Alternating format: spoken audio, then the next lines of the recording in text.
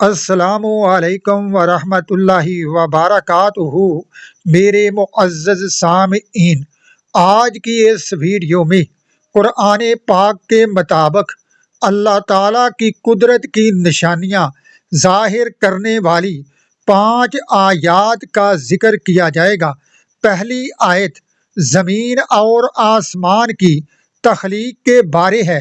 اللہ رب العزت نے فرمایا، ان فی خلق السماوات والارض واختلاف اللیل والنہار لآیۃ لأولی الالباب، بے شک آسمانوں اور زمین کی تخلیق اور رات اور دن کے بدلنے میں عقل والوں کے لیے نشانیاں ہیں۔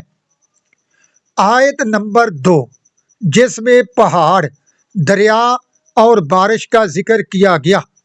وَأَلْقَىٰ فِي الْأَرْضِ رَوَاسِيَ أَن تَمِيدَ بِكُمْ وَأَنْهَارًا وَسُبُلًا لَعَلَّكُمْ تَهْتَدُونَ، سورۃ النحل کی آیت نمبر 15 ہے۔ اللہ نے زمین میں پہاڑ گاڑ دیے تاکہ زمین تمہیں ہلا نہ سکے، اور زمین میں دریا اور راستے بنائے اس لیے کہ تم راہ پاؤ۔ آیت نمبر 3 انسان کی تخلیق کے بارے ہے۔ وَفِي أَنفُسِكُمْ أَفَلَا تُبْصِرُونَ، اور تمہاری اپنی ذات میں بھی نشانیاں ہیں، کیا تم دیکھتے نہیں؟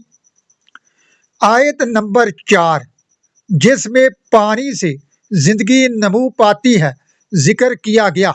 وَجَعَلْنَا مِنَ الْمَاءِ كُلِّ شَيْءٍ حَيٍّ، اور ہم نے ہر جاندار چیز کو پانی سے پیدا فرمایا۔ آیت نمبر 5، جو پیدائش اور موت کے نظام کے بارے ذکر کرتی ہے۔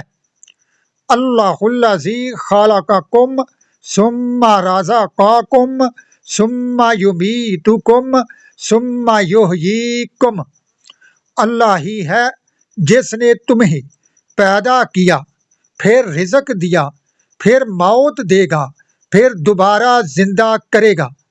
ویڈیو پسند آنے کی صورت میں شیئر ضرور کرنا، لائک ضرور کرنا، اور چینل کو بھی سبسکرائب ضرور کرنا۔ اللہ رب العزت آپ سب سننے والوں پر اپنی رحمت فرمائے۔ انشاءاللہ اسی سلسلے کی تیسری ویڈیو قرآن پاک کی مزید آیات کے حوالے سے ذکر کی جائے گی۔ اگر آپ نے اپنی رائے میں ذکر کیا تو صلی اللہ علی حبیبہ محمد و آلہ و صحابہ وبارک وسلم۔